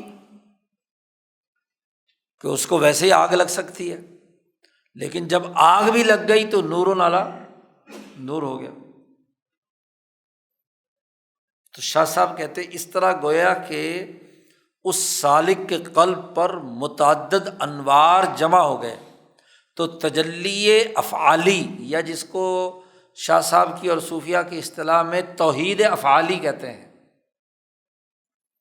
یہ توحید افعالی میں تعدد ہوتا ہے، کیونکہ ایک تجلی دیکھی، پھر دوسری دیکھی، پھر تیسرا فعل دیکھا، چوتھا فعل دیکھا، پانچواں فعل دیکھا، ابداع پر غور کیا یا خلق پر غور و فکر کیا، خلق کی جتنی مخلوقات ہیں، گدھے، گھوڑے، انسان، ہاں جی، جانور، مکانات، بلڈنگیں، سڑکیں، سینکڑوں کروڑوں مخلوقات ہیں، ہر مخلوق میں نور الہی کار فرما ہے، اور اس مخلوق کے ذریعے سے اس نے اس نور خداوندی تک رسائی حاصل کی ہے، تو اس میں تعدد ہو سکتا ہے۔ شاہ صاحب فرماتے بخلافی تجلی ذات، جہاں تک تجلی ذاتی کا معاملہ ہے وہ اس کے بالکل برعکس ہے، اذ لا تعدد ہناک ولا تحول، ذات بحت تو ایک ہے، وحدہ لا شریک ہے، اس میں تو نہ تعدد ہے، نہ تغیر ہے، نہ تحول ہے، لیکن افعال خداوندی اس انسان کی نسبت سے اس کے اندر کیا ہے، رسائی حاصل کرنے کے مختلف ذرائع اس نے استعمال میں لایا ہے، تو توحید افعالی کے ذریعے سے اسے ذات باری تعالیٰ تک رسائی حاصل ہوئی۔ یہ تجلی صفات ذات کی ایک قسم ہے، وثانیہما، تجلی صفات کی دوسری قسم یہ ہے کہ پہلے انسان صفت ذات کو دیکھے کہ اس ذات نے کسی فعل کے اندر معنویت اور تخلیق اپنے امر کن سے کیسے پیدا کی۔ اللہ نے کہا کن فیکون، تو اللہ کی جو صفت ہے مثلاً الخالق ہے، الرحمن ہے، الودود ہے، ہاں جی، الخبیر ہے، العلیم ہے، اسماء جو 99 ہے، تو ہر اسم اللہ کی گویا کہ ایک صفت ہے۔ تو اس صفت سے جو چیز وجود میں آئی، فعل وجود میں آیا، اس فعل تک پہنچا من غیر توسط الاسباب الخارجیہ، اسباب خارجیہ کے واسطے کے بغیر، کہ چونکہ اللہ نے کن کہا تھا تو وہ یکون ہو گئی۔ اسباب اس کے درمیان میں جو بھی استعمال میں آئے وہ آپ کی نظروں میں نہیں ہے جب آپ مراقبہ کر رہے ہیں، تو یہ دوسری قسم۔ اس کے بھی نور کے مقامات ہیں، وہ مواضع النور ہی الاشباح المثالیہ النوریہ۔ شاہ صاحب فرماتے ہیں کہ مواضع نور وہ اشباح ہیں جو مثالی وجود رکھتی ہیں اور نورانی ہیں، جن کو ایک عارف سالک سلوک طے کرنے والا اس وقت دیکھتا ہے جب وہ دنیا کے حواس سے غیبوبت حاصل ہو جائے، یعنی اس کے یہ حواس کام نہ کریں، کان، ناک، آنکھ، حواس خمسہ ظاہرہ اور باطنہ اس کے کام نہ کر رہے ہوں، تو اس وقت وہ مشاہدہ کرتا ہے ان مواضع نور کا۔ تو صفات سے افعال کی طرف آئے، یہ چوتھی قسم۔ مولانا سندھی نے نیچے حاشیے میں فرق بیان کیا ہے کہ پہلے میں اور دوسری میں فرق یہ ہے کہ پہلے میں سالک افعال کو دیکھ کر صفات تک پہنچتا ہے، اور دوسری قسم میں صفات کو دیکھ کر افعال کی طرف آتا ہے۔ یہ دو قسمیں ہیں تجلی صفاتی کی، کہ تجلی صفاتی یا تجلی افعالی۔ تو گویا کہ کل شاہ صاحب نے کہا 4 اقسام ہیں، یہاں تو شاہ صاحب نے اختصار سے جو ایک سالک کے لیے چاہیے باتیں وہ بیان کر دی ہیں، ورنہ اس کی تفصیلات جو بہت گہری ہیں وہ شاہ صاحب نے تفہیمات وغیرہ میں۔ وہ معنی تجلی الآخرہ، آخرت کی تجلی کا مطلب کیا ہے؟ شاہ صاحب کہتے ہیں کہ انسان ان یعاین المجازات، دنیا میں جو آخرت والی تجلی ہے اگرچہ اس کا حقیقی دیدار تو وہیں ہوگا حشر کے میدان میں یا جنت میں، لیکن دنیا میں رہتے ہوئے انسان اس جزا و سزا کا معائنہ کرے کہ گویا کہ میں حشر کے میدان میں کھڑا ہوں یا قبر کی حالت میں ہوں، سوال و جواب ہو رہا ہے، اللہ کی عدالت میں کھڑا ہے۔ ان یعاین المجازات، اس کو دیکھے ببصری بصیرتہ فی الدنیا والآخرہ، دنیا اور آخرت میں اپنی بصیرت کی آنکھ سے،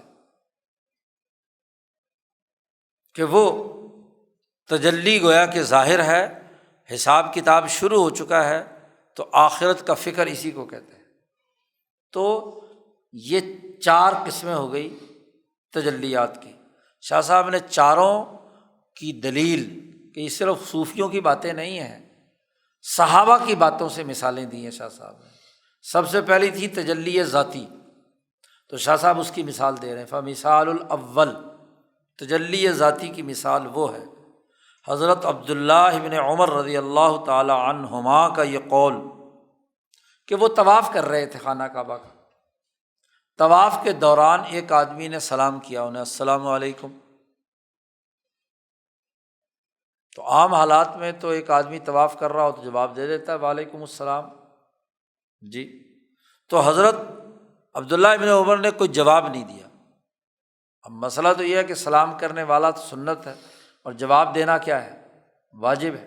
تو عبداللہ ابن عمر نے جب جواب نہیں دیا، فلم یرد علیہ السلام، تو جس نے سوال کیا تھا، سوال کرنے والے بھی ان کا نام بھی روایات میں موجود ہے جی، عروہ ابن زبیر، تو عروہ ابن زبیر نے آ کر شکایت لگائی ہاں جی، اور بتلایا کہ جو آدمی جس کو آپ نے سلام کا جواب نہیں دیا، اس نے شکایت کی ہے کہ جی ابن عمر نے میرے سلام کا جواب طواف کے دوران نہیں دیا جی۔ جب شکایت کی تو ابن عمر رضی اللہ تعالی عنہما نے فرمایا کہ کننا نتراءی اللہ فی ذلک المکان، ہم تو اس طواف کی حالت میں اللہ کا مشاہدہ، اللہ کو دیکھ رہے ہوتے ہیں، جب اللہ کو دیکھ رہے ہیں تو ہمیں تو دنیا و مافیا کی خبر ہی کوئی نہیں۔ یہ ہے الاحسان ان تعبد اللہ کانک، طواف کی عبادت کر رہے ہیں اور ابن عمر کہتے ہیں کہ ہم اللہ کو دیکھ رہے ہیں۔ یہ جو الفاظ یہاں ابن سعد کے ہیں، طبقات ابن سعد میں یہ روایت ابن عمر کے حالات میں نقل کی گئی کہ نحن نتراء اللہ بین اعیننا، باقی تمام چیزیں اس طواف کی حالت میں جب مشاہدہ باری تعالیٰ میں یا تجلی ذاتی میں منہمک تھے تو باقی تمام چیزیں فنا ہو چکی ہیں، ذہول ہیں، کون پاس سے گزر رہا ہے، کس نے سلام کیا ہے، تو جب میں ہوش میں ہی نہیں ہوں، مدہوش ہوں، تو میں نے اس کا کیا جواب دینا تھا، میرے سے شکایت فضول ہے۔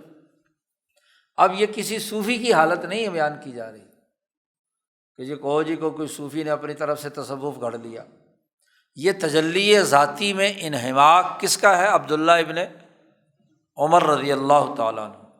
یہ تو ایک مثال ہے۔ شاہ صاحب فرماتے ہیں کہ یہ حالت جو ہوتی ہے نا تجلی ذاتی میں انہماک کی، یہ غیبت کی ایک قسم ہے کہ انسان اپنی اور اپنی تمام چیزوں، غیبت ایک اصطلاح ہے صوفیہ کی کہ ہر چیز سے غائب ہو جائے، صرف ذات باری تعالیٰ میں فنا ہو جائے، اور اسی لیے اس کو نوع من الفنا بھی کہا جاتا ہے، یہ بھی فنا کی ایک قسم ہے۔ اب اس کی ایک منطقی اور عقلی دلیل دیتے ہیں شاہ صاحب کہتے ہیں وذالک، اس کی وجہ یہ ہے کہ جتنے یہ تینوں لطیفے ہیں نا، لطیفۃ العقل، لطیفۃ القلب اور لطیفۃ النفس، یہ لطائف ثلاثہ، ان میں سے ہر لطیفے کی ایک فنا ہے اور ایک غیبت ہے، غیبوبت کی حالت ہے اور فنا کی حالت ہے۔ تو شاہ صاحب کہتے ہیں غیبت العقل و فناؤہ، عقل کی غیبت اور اس کی فنا، سقوط معرفت الاشیاء شغلا بربہ، اپنے رب کے ساتھ مشغولیت کی حالت میں گرد و پیش کی تمام اشیاء کی معرفت کا ختم ہو جانا، ساقط ہو جانا، معرفت اشیاء ساقط ہو جائے اور صرف انسان رب تبارک و تعالیٰ میں مشغول ہو، یہ عقل کی فنا ہے۔ اور وغیبت القلب، اور قلب کی غیبت اور اس کی فنا یہ ہے کہ اللہ تبارک و تعالیٰ کے علاوہ کسی غیر کی محبت اور اس کا خوف ساقط ہو جائے، کیونکہ قلب کا مقام پیچھے آپ نے پڑھا تھا کہ قلب کا مرکز جو منبع قلب ہے اس کا اصل مقام محبت ہے، جیسے عقل کا ارادہ اور معرفت ہے، ایسے ہی قلب کا کیا ہے؟ محبت ہے۔ تو جو کسی لطیفے کا اصل کام ہے وہ ساقط ہو جائے تو یہی فنا ہے، ذات باری تعالیٰ میں مشغولیت کی وجہ سے۔ اور غیبت النفس، اور اس کی فنا کیا ہے کہ نفس کا جو اصل مرکز ہے وہ شہوات ہے، کھانا پینا وغیرہ وغیرہ، جنسی خواہشات و شہوات، تو اس کی فنا یہ ہے کہ شہوات ساقط ہو جائیں۔ جب مشاہدہ حق میں مستغرق ہو انسان کا نفس، تو نفس میں نہ بھوک لگے، نہ پیاس لگے، نہ جنسی خواہش پیدا ہو، کچھ بھی تو نہ ہو، شہوات نفس ساقط ہو جائیں اور اس کی لذت جو شہوات سے حاصل ہونے والی ہے اس سے انقطاع ہو جائے، اس حالت میں جب وہ مراقبے میں ہے۔ مستقل اگر ختم ہو گیا تو پھر تو مرض ہے، پھر تو پاگل ہے، جس کو نہ بھوک لگتی نہ پیاس لگتی، وہ بندہ تھوڑا ہی ہے۔ یہ فنا یا بقا جو ہے یہ بھی حالت کے اعتبار سے ہے نا، کیونکہ اس کا تعلق احوال سے ہے۔ یہ تو کس کی مثال ہوگی؟ پہلے کی، درمیان میں تو دلیل دی ہے نا شاہ صاحب نے، پہلے کی مثال ہوگی ابن عمر کا وہ قول کہ ہم تو عبادت میں اللہ کو دیکھ رہے ہوتے ہیں، باقی چیزیں سرے سے کیا ہے، فنا ہو گئی، تو معرفت ہی نہیں، ہمیں پتہ ہی نہیں کہ تم نے سلام کیا تھا کہ نہیں کیا، تو جواب کی امید کیسے؟ دوسری مثال تجلی افعالی کی، ما قال الصدیق وغیرہ من اجلاء الصحابہ، حضرت ابوبکر صدیق رضی اللہ تعالیٰ عنہ اور دیگر صحابہ کے حوالے سے جی ایک حدیث نقل کی ہے۔ یہاں جو اصل جملہ شاہ صاحب نے نقل کیا ہے، الطبیب امرضنی، طبیب نے ہی تو مجھے بیمار کیا ہے، یہ جملہ ہے حضرت ابو درداء رضی اللہ تعالیٰ عنہ۔ ان کو ایک بیماری تکلیف لاحق ہو گئی، مرض، تو انہوں نے کسی نے پوچھا کہ آپ کو کیا تکلیف ہے، کیا شکایت ہے؟ انہوں نے کہا مجھے میرے گناہوں کی شکایت ہے، ذنوبی۔ انہوں نے کہا کہ آپ چاہتے کیا ہیں؟ انہوں نے کہا چاہتا ہوں مغفرت ربی، اپنے رب کی معرفت۔ تو لوگوں نے کہا کہ الا ندعو لک طبیبا، آپ کے لیے کوئی حکیم بلوائیں تاکہ آپ کی یہ تکلیف جو ہے دور ہو جائے۔ تو انہوں نے آگے سے جواب میں کہا الطبیب امرضنی، طبیب نے تو مجھے بیمار کیا ہے۔ جو نبی اکرم صلی اللہ علیہ وسلم نے فرمایا تھا کہ حکیم سے، طبیب سے، کہ انما انت الرفیق والطبیب هو اللہ، طبیب تو کون ہے؟ اصل علاج کرنے والا تو کون ہے؟ اللہ ہے۔ اسی تناظر میں بات کی ابو درداء نے کہ الطبیب امرضنی، طبیب نے تو مجھے بیمار کیا ہے، تو اس کا علاج تو کیا ہے کہ میرے گناہوں کی معافی مجھے مل جائے۔ اسی طرح ابو بکر صدیق رضی اللہ تعالیٰ عنہ سے بیمار پڑ گئے تو ان سے بھی کہا گیا کہ الا ندعو لک طبیبا ینظر الیک، ہم آپ کے لیے کوئی طبیب بلائیں جو آپ کو دیکھ لے کہ آپ کو مرض کیا ہے، کیا تکلیف ہے آپ کو۔ تو ابو بکر صدیق نے فرمایا کہ قد نظر الیہ، طبیب نے مجھے دیکھ لیا ہے۔ تو پوچھنے والے نے پوچھا کہ فماذا قال لک، اس طبیب نے آپ کو کیا مرض بیان کیا ہے، آپ کو کیا تکلیف ہے؟ طبیب کو نے جب آپ نے طبیب کو دکھا لیا تو طبیب نے کیا کہا ہے آپ کو؟ تو انہوں نے کہا کہ طبیب نے کہا ہے کہ انی فعال لما ارید، میری مرضی جو میں کروں۔ جی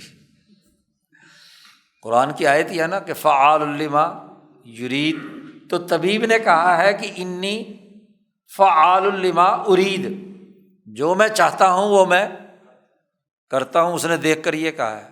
تو مراد کون ہے یہاں؟ ذات باری تعالیٰ۔ اب آپ دیکھیے کہ توحید افعالی، ایک فعل سرزد ہوا مرض کا صحابہ کو، ابو درداء ہوں یا صدیق اکبر ہوں۔ اب اس فعل کو جو ان کے وجود جسم پر طاری ہوا ہے بیماری کا، اس فعل کے اسباب بناتے جاؤ، یہ بھی سبب ہے، یہ سبب ہے، فلانی دوائی کھائی تھی، فلانا روٹی کھائی تھی، فلانا کھانا کھایا تھا، فلانے نے آ کر نظر لگا دی، فلانا جن آ گیا، فلانا یوں ہو گیا، جتنے بھی اسباب درمیان میں ہیں۔ تو جب اللہ کے حکم کے بغیر پتہ بھی نہیں ہلتا، تو جتنے بھی اسباب ہیں ان تمام سے ہوتے ہوتے ہوتے مراقبہ کرتے کرتے کہاں پہنچو گے؟ اللہ تبارک و تعالیٰ کی طرف۔ تو جب صدیق اکبر وہاں پہنچے تو انہوں نے کہا کہ الطبیب امرضنی، اسباب اس نے پیدا کر دیے، اور ان اسباب کے نتیجے میں کیا ہے؟ اسباب تو گویا کہ نظروں سے اوجھل ہو گئے نا، ذات باری تعالیٰ تک رسائی۔ اب یہ کتنی بڑی اونچی نسبت ہے، یہ کسی صوفی کا قصہ نہیں ہے، صحابہ کی بات ہو رہی ہے۔ صوفیہ کی جتنی بھی باتیں ہیں وہ صحابہ سے اخذ کردہ ہیں، کوئی بات صوفیہ کی ایسی نہیں ہے جو صحابہ سے اخذ کردہ نہ ہو۔ یہ بڑا غلط پراپیگنڈا بے وقوفوں نے کیا ہے یہاں کی شروع کیا ہوا ہے۔ اب یہ حدیث لا کر شاہ صاحب نے مثال بیان کر دی۔ دوسری تھی افعال کے ذریعے سے صفات تک پہنچنا، اور تیسری تھی صفات کے ذریعے سے افعال تک پہنچنا۔ اس کی مثال 3 دی ہیں مثالیں یہاں پر، اور تینوں مثالیں بخاری کی ہیں۔ بخاری، ابو داود اور متفق علیہ، مسلم کی بھی روایت ہے پہلے والی۔ رویا الانصاری ذلتاً فیہا امثال المصابیح۔ شاہ صاحب لمبی چوڑی روایات چونکہ نہیں لاتے، یہاں اس روایت کی طرف اشارہ کر دیا کہ ایک صحابی تلاوت کر رہے ہیں تو آسمان پر انہوں نے دیکھا کہ سایہ ہو رہا ہے، چراغ جل رہے ہیں، امثال مصابیح، تو وہ پورا سایہ کر رہے ہیں ان کے اوپر، ایک پورا جمگھٹا آسمان پر نظر آ رہا ہے انوارات کا۔ تو صفات سے جو اظہار ہوتا ہے وہ مواضع النور کا ہے نا، تو مواضع نور کا مشاہدہ صحابہ نے کیا۔ پہلی مثال یہ بخاری اور مسلم دونوں کی متفق روایت ہے۔ دوسری روایت بخاری کی ہے کہ وما رویہ، وہ جو روایت کیا گیا ہے کہ 2 آدمی حضور کے صحابہ میں سے آپ صلی اللہ علیہ وسلم کی مجلس سے اندھیری رات میں مسجد نبوی سے اپنے گھر گئے، گھر دور تھا، ایک راستے تک تو دونوں کا گھر مشترکہ تھا، ایک سڑک، وہاں سے جا کر ایک نے ایک گلی میں جانا تھا، دوسرے نے دوسری گلی میں جانا تھا۔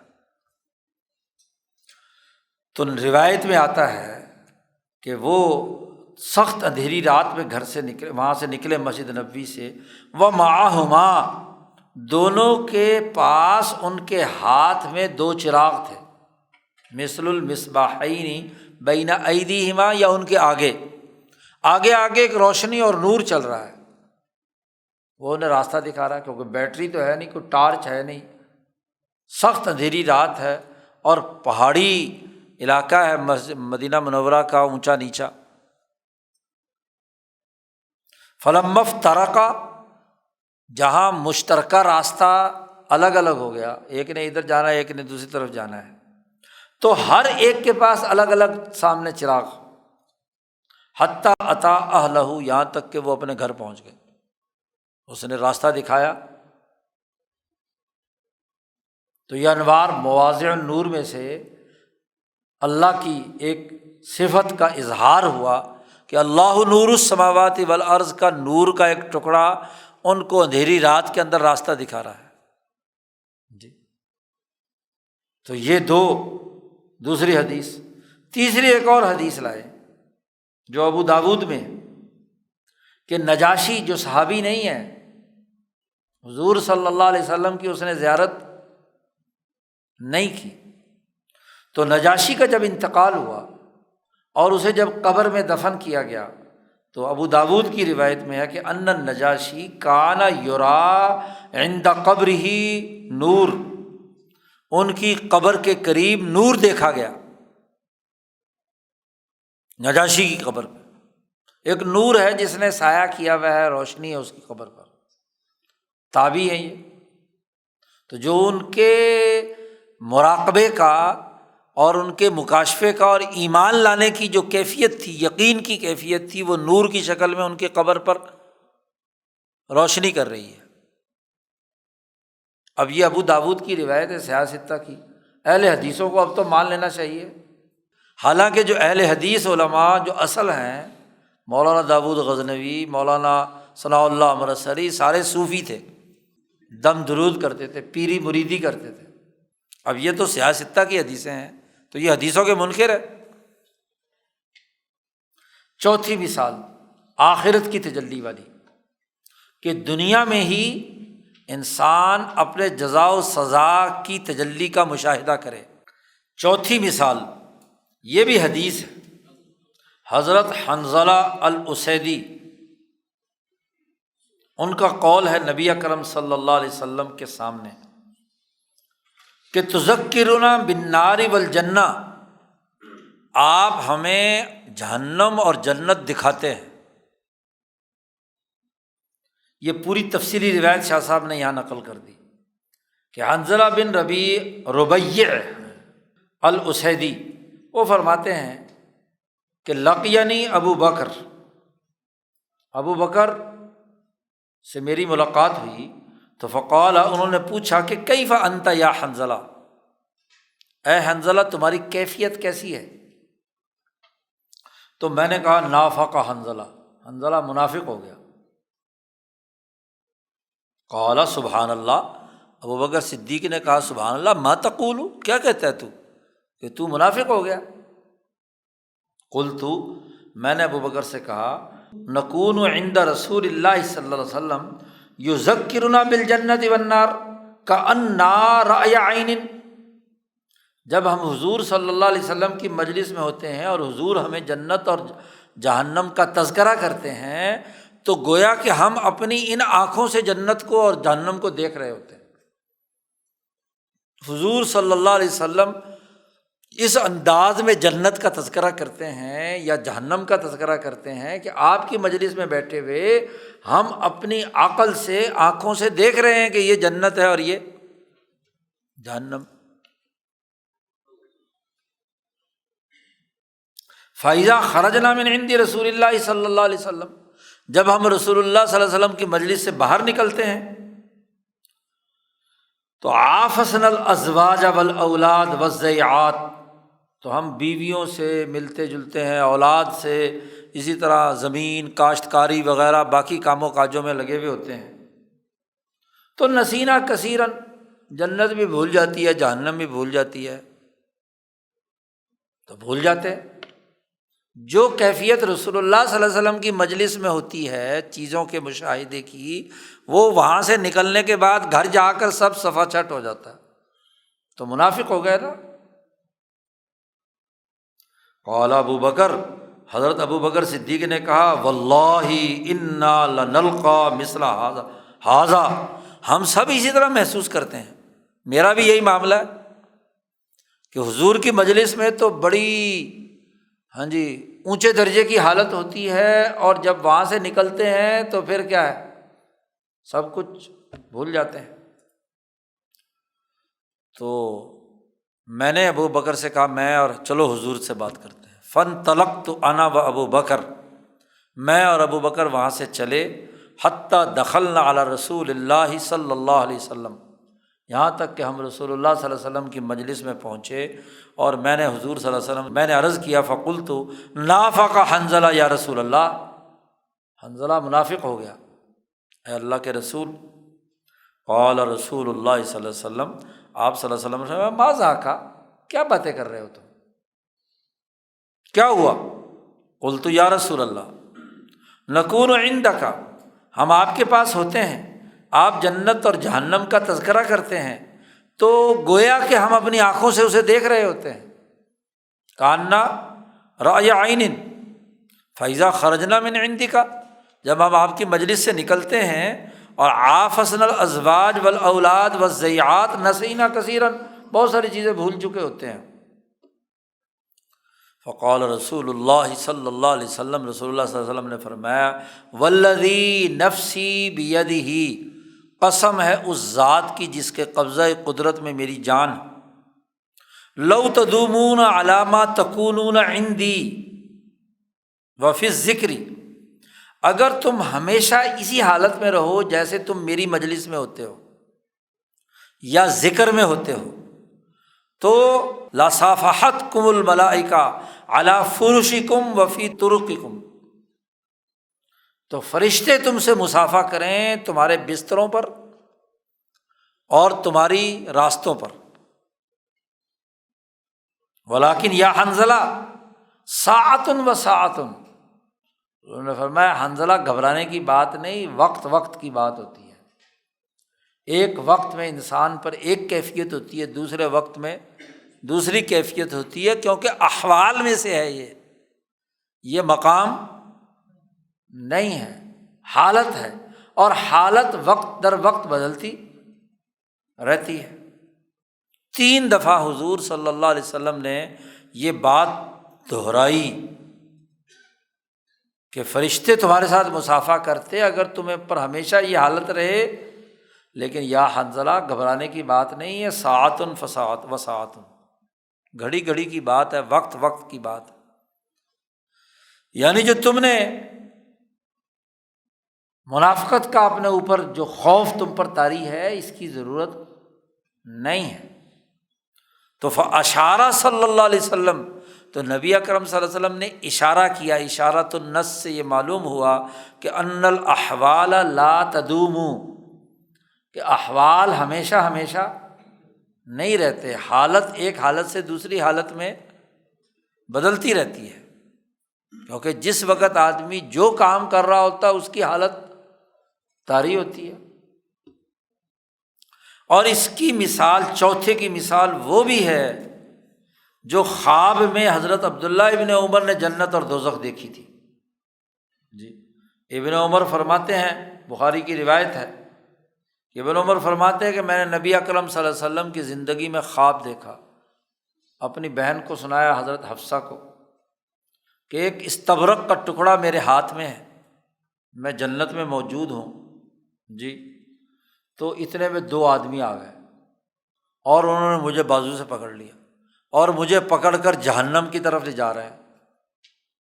جی، جہنم کی طرف لے جا رہے ہیں۔ تو اتنے میں ایک فرشتہ آیا اور فرشتے نے کہا کیوں لے جا رہے ہو، چھوڑو اسے۔ تو انہوں نے مجھے چھوڑ دیا اور میں جنت میں رہا۔ تو حضرت حفصہ سے یہ قصہ سنایا، بلکہ اس سے پہلے روایت کا ایک ٹکڑا یہ بھی ہے کہ ابن عمر فرماتے ہیں کہ مجھے خواب نہیں آتے تھے، تو میں دعا کرتا رہتا تھا کہ اللہ میاں مجھے بھی سارے لوگ، کیونکہ حضور صبح کو پوچھتے تھے کہ بھئی کسی نے خواب تو نہیں دیکھا، تو جس کو خواب دیکھا ہوتا وہ بتاتا تھا، تو میں نے کبھی دیکھا ہی نہیں تھا۔ تو پھر مجھے خواب یہ آیا، تو اب مجھے بڑی شرم آئی، نوجوان ہی تھے نا، ابھی ابتدائی عمر تھی، 16 17 18 سال کی عمر۔ تو انہوں نے اپنی بہن کو حضرت حفصہ کو جا کر سنایا خواب کہ آپ حضور سے بتا دینا۔ تو حضرت حفصہ نے حضور کو بیان کیا، تو حضور نے خواب سن کر فرمایا کہ ابن عمر، عبداللہ جو ہے اچھا آدمی ہے۔ جی، عبداللہ جو ہے وہ اچھا آدمی ہے، اگر وہ رات کو بھی عبادت کیا کرے۔ یہ جملہ ساتھ فرمایا، نعم الرجل عبداللہ لو کان یصلی من اللیل، تہجد کی نماز بھی پڑھا کرے۔ تو اس کے بعد ابن عمر کہتے ہیں میں نے کبھی تہجد قضا نہیں کی۔ تو اب یہاں جنت دیکھی انہوں نے، آخرت کا معاملہ ہے نا، جنت میں بیٹھے ہوئے ہیں، بلکہ وہ استبرق ہاتھ میں ہے لباس ان کا۔ تو مشاہدہ آخرت کے معاملات کا اس دنیا میں ہی حاصل ہو گیا۔ تو یہ تجلی ہے۔ پہلی قسم عقل کے حالات میں تجلی ہے، اور اس تجلی کی 4 قسمیں ہیں: تجلی ذاتی، تجلی افعالی، تجلی صفاتی اور تجلی اخروی،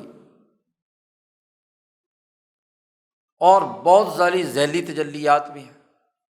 تو یہ تو تجلی ہے، اور تجلی کا تعلق مکاشفہ ہے، کشف ہے۔ عقل جب تجلی آتی ہے تو عقل مراقبے کے اندر روشن ہو جاتی ہے، تو 4 پہلوؤں سے روشن ہوتی ہے۔ یہ عقل کے احوال میں سے پہلی حالت ہے۔ دوسری حالت الفراست الصادقہ۔ جی، عقل کی جو حالات ہیں ان حالات میں سے ایک اہم حالت ہے انسان کے اندر فراست کا پیدا ہونا، سچی فراست، یعنی ایسا خیال انسان کی عقل میں آئے جو عین واقع کے مطابق ہے۔ فراست اسی کو کہتے ہیں نا۔ انسان کی قوت دراکہ اور جس چیز سے متعلق وہ معاملہ ہے اس کے اور اس کے درمیان ایک ایسا خیال آئے کہ جس چیز کا وہ مشاہدہ کر رہا ہے اس کی اصل حقیقت اس کی عقل میں آ جائے۔ ابن عمر رضی اللہ تعالی عنہ کا قول اس حوالے سے نقل کرتے ہیں کہ ما سمعت عمر یقول لشیء قط انی لاظنہ کذا الا کان کما یظن، میں نے عمر رضی اللہ تعالیٰ عنہ سے کوئی بات کسی چیز کے بارے میں ہرگز نہیں سنی کہ عمر نے یہ کہا ہو کہ میرا فلاں چیز کے بارے میں یہ گمان ہے، فلاں چیز کے بارے میں میرا یہ خیال ہے یا گمان ہے، عمر نے یہ بات کہی ہو اور میں نے وہ بات ویسے ہی ہوتی نہ دیکھی ہو، ایسا میرا کوئی زندگی کا لمحہ نہیں گزرا۔ یعنی عمر فاروق پر ایسی فراست صادقہ تھی کہ مستقبل کے بارے میں، جس چیز کے بارے میں جو خیال بھی ظاہر کرتے تھے وہ عین اسی طرح ہی ہوتا تھا۔ یعنی واقعے کے مطابق حضرت عمر پر فراست صادقہ۔ اسی لیے نبی اکرم صلی اللہ علیہ وسلم نے فرمایا کہ اتقوا فراست المومن فإنہ ینظر بنور اللہ، ڈرو مومن کی فراست سے کہ وہ دیکھتا ہے اللہ کے نور سے۔ تو یہ اللہ کے نور سے جو دیکھنا ہے یہ عقل کی حالت ہے جی۔ فراست کی تعریف سطاعت میں شاہ صاحب نے بڑی وضاحت کے ساتھ کی ہے، زیادہ کسی کو شوق ہو تو وہاں دیکھ لیں۔ تیسری قسم الرؤیا الصالحہ، یہ پہلی دو قسموں کا تعلق تو جاگنے کی حالت میں ہے، تجلی کا بھی جب آدمی ہوش و حواس اور جاگ رہا ہے، اور فراست کا بھی، دونوں کا تعلق جاگنے کی حالت میں ہے۔ اور تیسری قسم کا تعلق خواب، سونے کی حالت میں، الرؤیا الصالحہ، سچے خواب۔ نبی اکرم صلی اللہ علیہ وسلم کا معمول تھا کہ آپ سالکین کے خوابوں کی تعبیر کی طرف بڑی توجہ دیتے تھے۔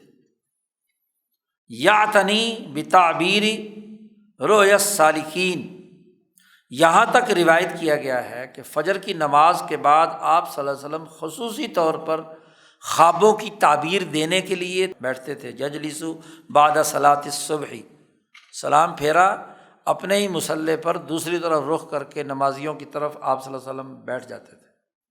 وَيَقُولُ، اور پوچھا کرتے تھے کہ من رأى منکم رؤیا، تم میں سے کس نے خواب دیکھا ہے کوئی؟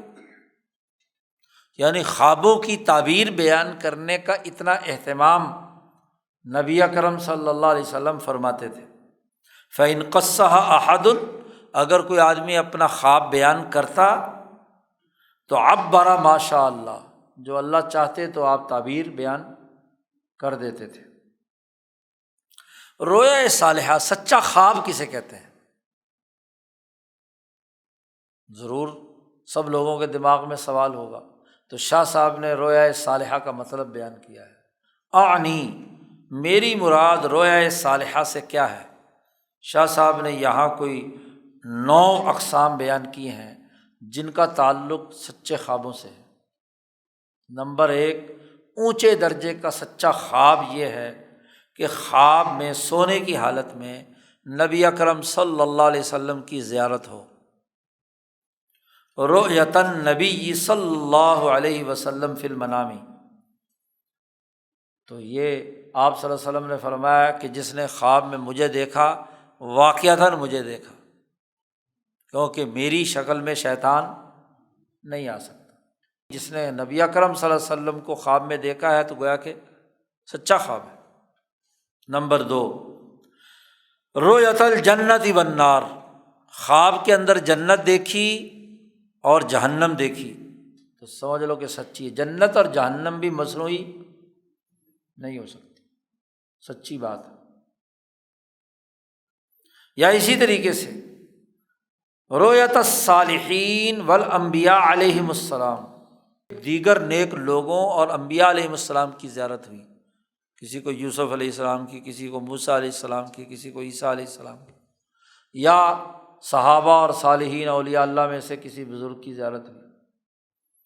کیوں کہ جیسا کہ صوفیہ کے ہاں بھی اور ایک کمزور روایت بھی ہے کہ جس نے خواب میں اپنے پیر و مرشد کو دیکھا تو گویا کہ حقیقت میں دیکھا، کیونکہ شیخ کی شکل میں بھی شیطان نہیں آ سکتا جیسے نبی کی شکل میں نہیں آ سکتا، یا کسی اور نبی کی شکل میں بھی شیطان نہیں آ سکتا۔ موسیٰ علیہ السلام کی شکل بنا کر شیطان نہیں آ سکتا۔ چوتھی قسم متبرک مقامات کی زیارت، مثلاً بیت اللہ خواب میں دیکھا، تو یہ بھی کیا ہے جی، رویا صالحہ میں سے ہے۔ ایسے واقعات دیکھے جو آنے والے تھے، وقائع آتیہ، اور ویسا ہی ہو جیسا خواب میں دیکھا، بعد میں پہلے خواب دیکھا اور اس کے بعد ہوا بھی ویسا ہی جیسے خواب میں دیکھا تھا، تو سچا خواب ہے نا یہ۔ اول ماضیہ، یا ماضی میں گزشتہ کوئی واقعہ جو ہے وہ خواب میں نظر آیا اور بعد میں کسی دوسرے سے حقیقت معلوم ہوئی کہ واقعی ایسا ہی ہوا تھا، تو یہ خواب بھی کیا ہوتا ہے؟ سچا ہوتا ہے۔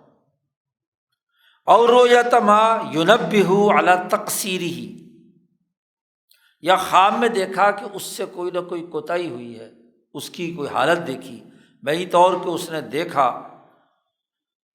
کہ غضب آیا ہے، نظر آ رہا ہے کتے کی صورت میں، جو کتا اسے کاٹ رہا ہے، یا سانپ ڈس رہا ہے، یا پانی میں ڈوب رہا ہے، وغیرہ وغیرہ، تو کسی نہ کوئی کوتاہی ہوئی ہے، کوئی گناہ ہوا ہے، کوئی غلطی ہوئی ہے، وہ غلطی کسی نہ کسی زہریلے جانور کی شکل میں اس کو ڈس رہی ہے، تو سچا خواب ہے۔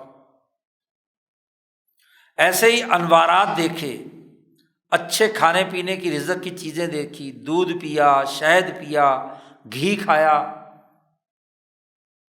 تو یہ بھی کیا ہے؟ متبرک اور اچھا خواب ہے۔ یا فرشتے دیکھے، رؤیت الملائکہ، تو یہ بھی کیا ہے؟ تو یہ 9 اقسام بیان کی ہیں رویا صالحہ۔ تو یہ رویا صالحہ بھی، اس کا تعلق بھی عقل سے ہے، خواب کا تعلق بھی عقل کے احوال سے ہے، اور یہ خواب خود نہیں دیکھا جا سکتا کہ ایک آدمی رات کو سوئے زبردستی کہ آج مجھے خواب آنا چاہیے، یہ آدمی کے اختیار میں نہیں ہے۔ ایک سالک جب علم الاحسان کے سلوک طے کر رہا ہے، ذکر اذکار کثرت سے کر رہا ہے، ہاں جی، اور اس کے بعد سویا، تو اللہ کی طرف سے ان میں سے کوئی انوارات اسے نظر آئے ہیں یا کوئی خوابات نظر آئے ہیں، تو وہ خواب سچا ہے۔ لیکن ایک مبتدی کو ان خوابوں میں نہیں الجھنا ہوتا، یاد رکھو، ورنہ تو خوابوں کے چکر میں پڑ جائے تو پھر وہ پاٹے خان اپنے آپ کو سمجھنے لگتا ہے کہ میں بڑا پہنچی ہوئی شخصیت ہو گیا۔ اس لیے خواب صوفیہ کے ہاں اگر مبتدی ہے تو اس کو تو جھٹک دیا جاتا ہے کہ نہیں، اس کو چھوڑو، اپنا کام سے کام کرو، خواب آئے آئے، نہ آئے نہ آئے، خواب کوئی لازمی اور ضروری تو نہیں ہے، کام کرنا ہے اصل تو۔ ہاں منتہی جو ہے، جو مقامات طے کر چکا ہے، اس کو خواب آئے تو اچھی بات ہے کہ چلو اس کو ایک خاص قسم کا کوئی انعام اس کو عطا ہوا ہے، لیکن اس میں الجھنا نہیں چاہیے، خوابوں کے چکر میں پڑنا نہیں چاہیے۔ لوگ خوابوں کے چکر میں پڑتے ہیں، اصل تو وہ فریضہ اور کام ہے، مثلاً ذکر اللہ ہے یا اعمال ہے یا اخلاق اربع ہے، ہاں جی، ان کا نظام بنانا ہے، وہ ہے۔ خواب نظر آئے یا نہ آئے۔ تیسری قسم تو یہ تھی۔ چوتھی قسم ومنہا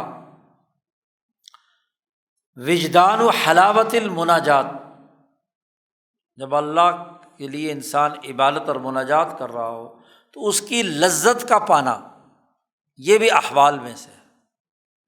آدمی کو مزہ آئے نماز پڑھنے میں، ذکر کرنے میں، عبادات کرنے میں، اور حدیث نفس منقطع ہو جائے، یعنی نماز میں، عبادت میں اپنے آپ سے باتیں کرنا، شیخ چلی کی پلاؤ پکانا، اسے حدیث نفس کہتے ہیں۔ ہاں جی، دنیا کے کاموں کی طرف لگا ہوا ہے، فلانا فلانا فلانا فلانا، ایسا ویسا، یہ حدیث نفس۔ اس کا منقطع ہو جانا، اور وہ عبادت جو کر رہا ہے اس میں اس کو لذت حاصل ہو، یہ بھی ایک حالت ہے۔ رسول اللہ صلی اللہ علیہ وسلم نے فرمایا کہ جس آدمی نے 2 رکعت نماز پڑھی اور اس 2 رکعت نماز میں ایک دفعہ بھی تو اس نے اپنے آپ سے گفتگو نہیں کی، تو غفر لہ ما تقدم من ذنبہ، اس کے تمام گناہ معاف کر دیے جاتے ہیں۔ نمبر 5، عقل کے احوال میں سے محاسبہ بھی ہے، اپنا محاسبہ کرنا۔ محاسبہ کیا ہے؟ وہ یہ کہ وہ عقل جو نور ایمان سے منور ہو چکی ہے اس کے درمیان، اور وہ جمع، یہ مقامات قلب میں سے آگے مقامات قلب آئیں گے تو اس میں ان دونوں کے درمیان ایک ایسی کیفیت پیدا ہو جائے کہ جس کے ذریعے سے انسان اپنا محاسبہ کرے۔ جمع کی حقیقت اور تعریف آگے آ رہی ہے۔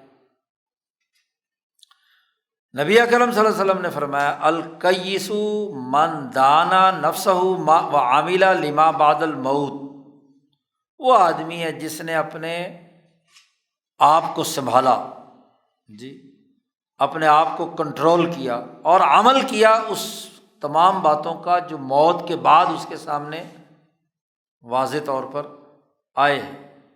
جی اپنے نفس کو اس نے اپنی سواری بنا لیا، اس پر سوار ہو گیا۔ دانا رقاب کا لفظ بھی استعمال کیا جاتا، گردن کے اوپر سوار ہونا، اپنے نفس پر سوار ہوا۔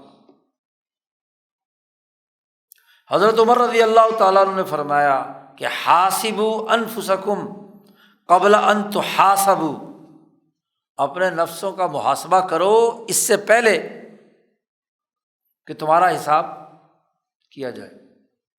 وزنوہا قبل ان توزنوا، اور اپنے نفسوں کا وزن کرو اس سے پہلے کہ ان کا وزن تولا جائے حشر کے میدان میں۔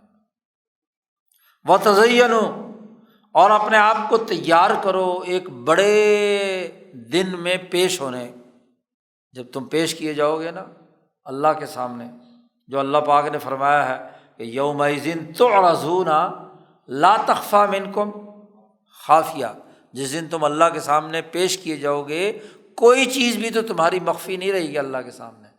اس دن کے لیے اپنے آپ کو تیار کرو، اس کو محاسبہ کہتے ہیں۔ یہ محاسبہ کا تعلق بھی کس سے ہے؟ عقل سے۔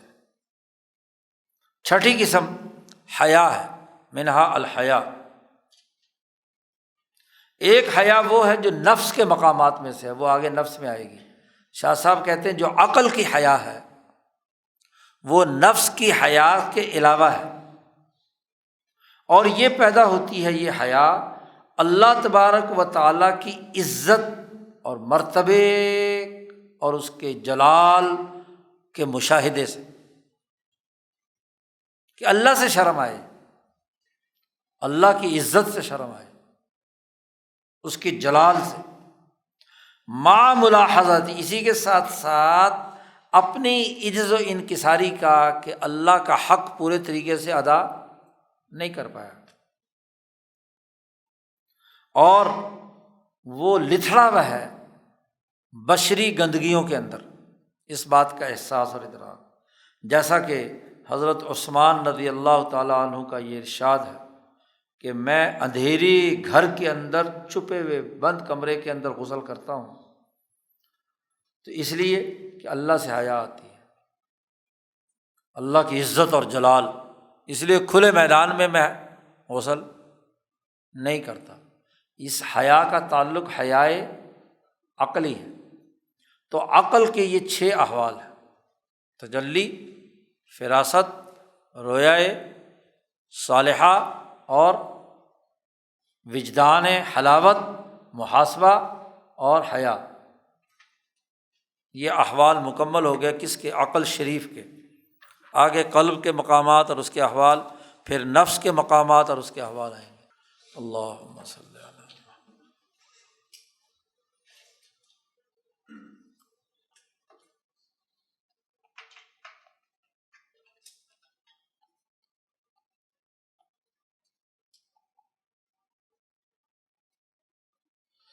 اجمعین۔